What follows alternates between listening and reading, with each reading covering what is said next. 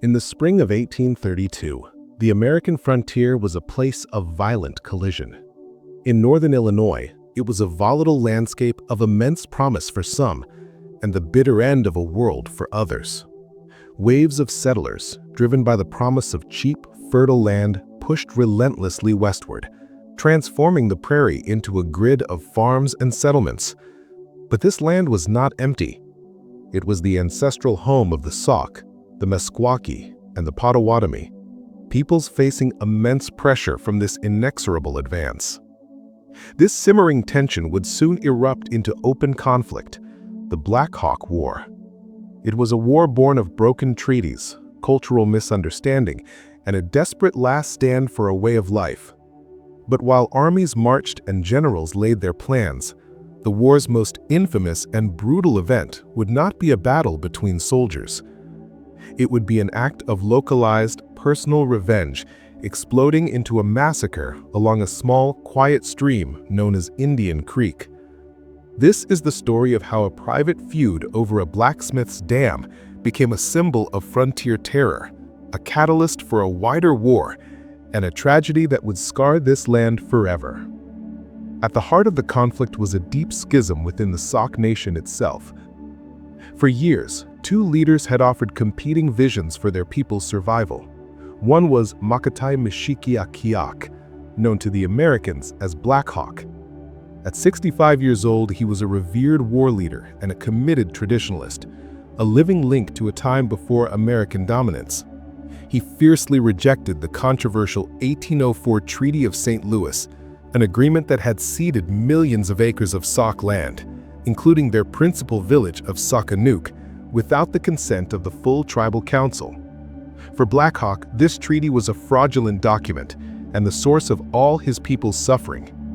His faction, known as the British Band for their alliance with Great Britain during the War of 1812, refused to abandon their ancestral lands. Opposing him was Keokuk, a younger, pragmatic Sauk leader. Keokuk believed armed resistance against the United States was suicidal. He argued that the only path forward was accommodation, negotiation, and moving west across the Mississippi River as the Americans demanded. This fundamental disagreement split the Sauk people, weakening their ability to present a united front against the pressures of American expansion. While Keokuk's faction sought peace, Black Hawk's band faced a dire reality. Forced into Iowa after a tense standoff in 1831, they endured a terrible winter, struggling to prepare new fields for crops and facing starvation. This desperation became the catalyst for a fateful decision. In April 1832, Black Hawk made his move. He led his British band, a group of around 1,000 Sauk, Meskwaki, and Kickapoo men, women, and children, back across the Mississippi River into Illinois. His intentions were complex and remain debated by historians. He was not leading a conventional war party. The presence of hundreds of non-combatants suggests his primary goal was to reoccupy Saukanuk and plant corn on their ancestral farmland. Yet he was not naive. He carried the hope, based on faulty intelligence from his lieutenant, that other tribes, like the Potawatomi and Winnebago, and even the British in Canada, would rise up and join his cause. He came seeking a home, but was prepared for a fight.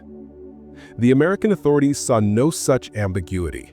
To Illinois Governor John Reynolds and the white settlers, this was not a migration, it was an invasion. The act was a direct violation of previous agreements and a challenge to American sovereignty. The response was immediate. Reynolds called for 1,200 militia volunteers, and the U.S. Army, under General Henry Atkinson, mobilized to intercept Black Hawk's band. The machinery of war began to turn, set in motion by a fundamental misinterpretation of intent. Black Hawk saw a return home. The Americans saw an invading army. This perceptual gulf made conflict almost unavoidable. As Black Hawk's band moved up the Rock River, his hopes for a grand alliance quickly faded. The Potawatomi and Ho-Chunk, Winnebago, leaders, acutely aware of American military power, offered sympathy but refused to join his cause. Realizing he was isolated and his people were starving, Black Hawk decided his only option was to surrender and return peacefully to Iowa, but it was too late. On May 14, 1832, a detachment of nearly 300 Illinois militiamen under Major Isaiah Stillman closed in on Black Hawk's camp. Seeing them approach, Black Hawk sent a small party of 3 warriors under a white flag of truce to negotiate his surrender. In a catastrophic display of fear and indiscipline, the militiamen opened fire on the truce party, killing 2 of the emissaries. Enraged by this violation of custom and honor, Black Hawk's 40 warriors set an ambush. They attacked the disorganized militia, who panicked and fled in a chaotic rout. The so-called Battle of Stillman's Run was a stunning and humiliating defeat for the Americans, but a disastrous victory for Black Hawk. Any possibility of a peaceful resolution was now gone. For the settlers, the battle confirmed their deepest fears of a savage, coordinated Indian war. For Black Hawk, it meant there was no turning back. And for certain factions in other tribes, this shocking display of American vulnerability was seen as something else entirely, an opportunity. The news of Stillman's Run spread like wildfire across the frontier, creating a power vacuum where long-simmering local grievances could now be settled with violence. The stage was set for the tragedy at Indian Creek. Far from the main theater of the Black Hawk War, a small settlement had taken root along Indian Creek in LaSalle County. In 1830, a blacksmith from Kentucky named William Davis arrived, drawn by the rich soil and abundant timber. To power a new sawmill, Davis constructed a dam across the creek. From the perspective of an American settler, this was an act of industry and progress, a taming of the wilderness for economic gain. But for the small Potawatomi village that lays 6 miles upstream, it was an act of destruction. The dam blocked the migration of fish, a crucial part of the village's food supply. This was not a minor inconvenience. It was a direct threat to their ability to feed their families, a severing of their connection to the ecosystem that had sustained them for generations.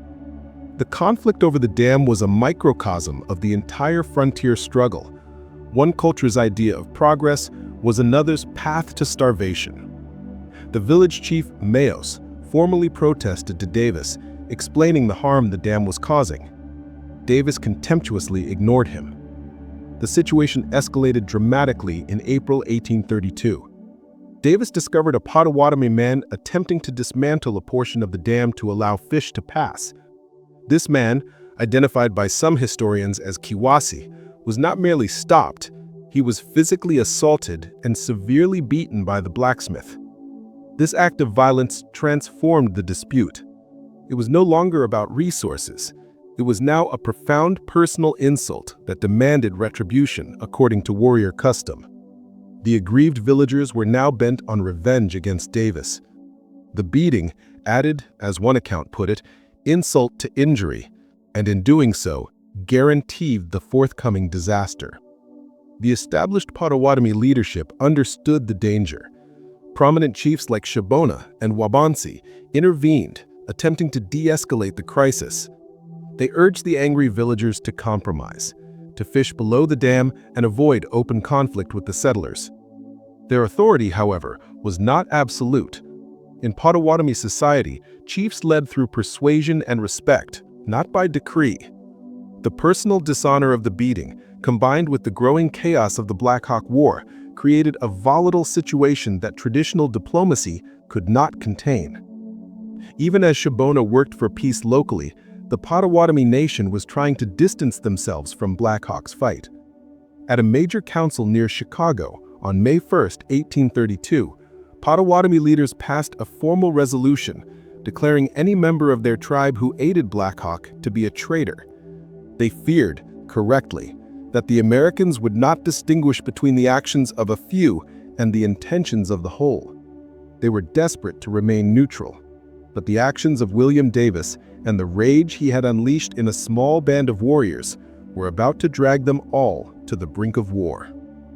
In the days following the Battle of Stillman's Run, Chief Shabbona knew the frontier was a powder keg. A veteran of past wars who had fought alongside the great chief Tecumseh, understood the futility of resisting the United States, and feared that isolated acts of revenge would bring a devastating wave of collective punishment down upon all Native American people in the region. Driven by this fear, Shabbona, his son, and his nephew embarked on a desperate ride, covering miles of prairie to warn the scattered American settlements of the impending danger. Many listened. The settlers at Indian Creek, including the families of William Davis and William Hall, initially heeded his warning and fled to the relative safety of Fort Johnston in Ottawa. But after a few days, with no attack materializing, a false sense of security set in. The settlers returned to their homes. On May 20th, Shabbona came again, this time with a more urgent and specific warning. Danger was immediate. Once more, the settlers packed their belongings and started for the fort. Their lives depended on this flight. Along the road, they met William Davis, returning from a trip to Ottawa. In a moment of tragic hubris, Davis scoffed at the danger.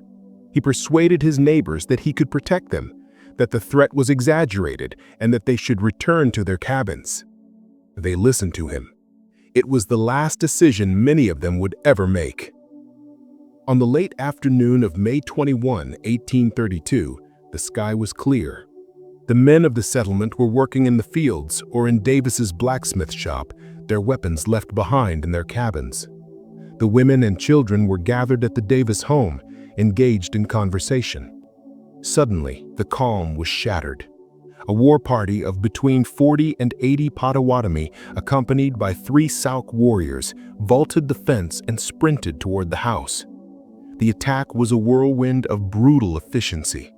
William Pettigrew was shot and killed as he lunged to bar the door. The warriors stormed the cabin.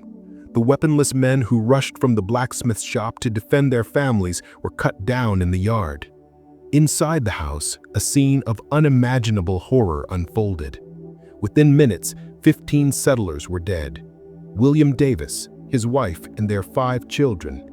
William Hall, his wife, and their daughter. William Pettigrew, his wife, and their 2 children. And 2 other men, Henry George and Robert Norris. Only a few managed to escape. 6 young men fled from the fields and the blacksmith shop. And inside the cabin, amidst the slaughter, 2 teenage sisters, 19-year-old Sylvia Hall and 17-year-old Rachel Hall, were spared, only to be seized and taken captive. The attackers left behind a scene of shocking brutality. The victims were scalped and their bodies were mutilated. One man was scalped twice, once from his head and once from his beard. According to the historian Carrie Trask, who synthesized contemporary accounts, the scene was one of calculated desecration. The next day, a company of militia scouts led by Captain Jesse B. Brown arrived at the silent settlement. They found the mangled remains of the 15 victims. After burying the dead, they rode to Ottawa, carrying the horrific news that would soon ignite a firestorm of panic and rage across the Illinois frontier.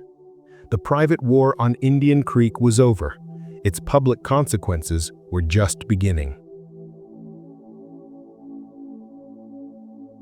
For Sylvia and Rachel Hall, the horror of the massacre was only the beginning of their ordeal. Dragged from the blood-soaked cabin, they were forced on a grueling journey north, hurried along by their captors. Their later accounts, compiled by authors like Charles Scanlon, paint a vivid picture of their terror and despair.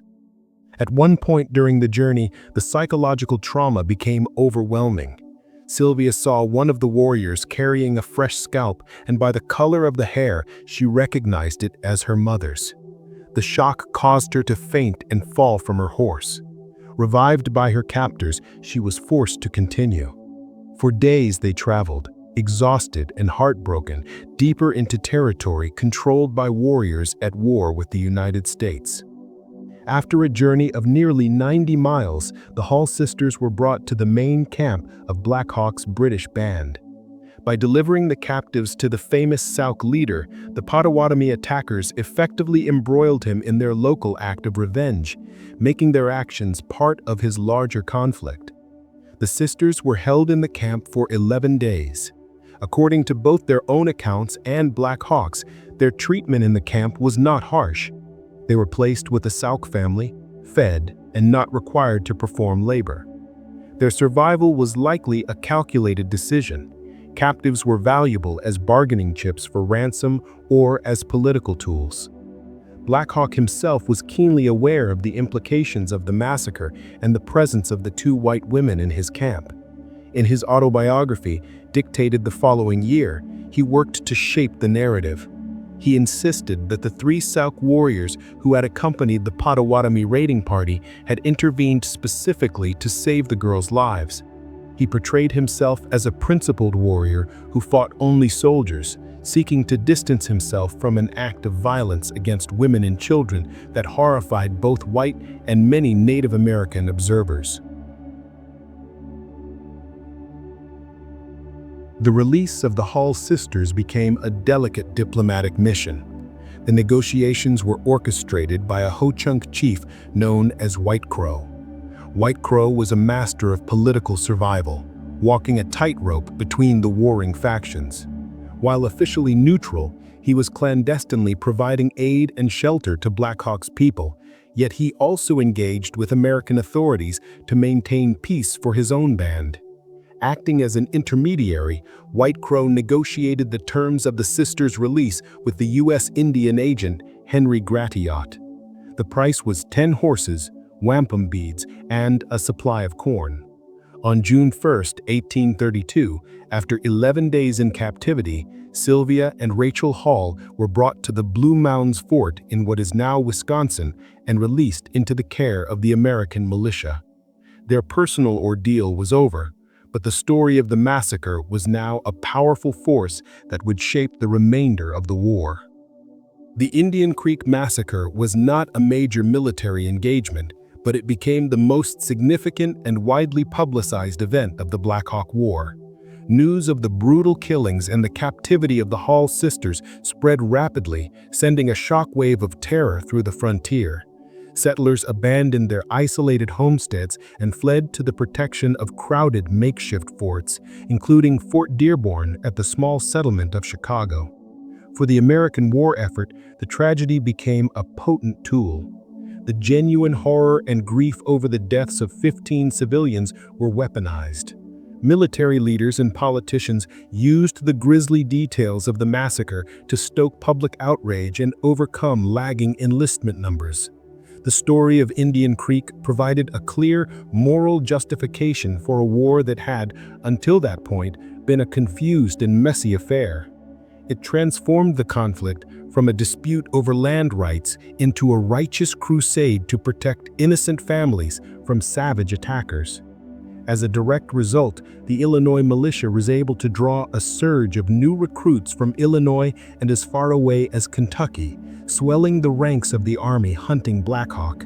The memory of the victims at Indian Creek was thus repurposed to fuel a larger, more destructive conflict that would end in the slaughter of hundreds of Sauk men, women, and children at the Battle of Bad Axe 2 months later.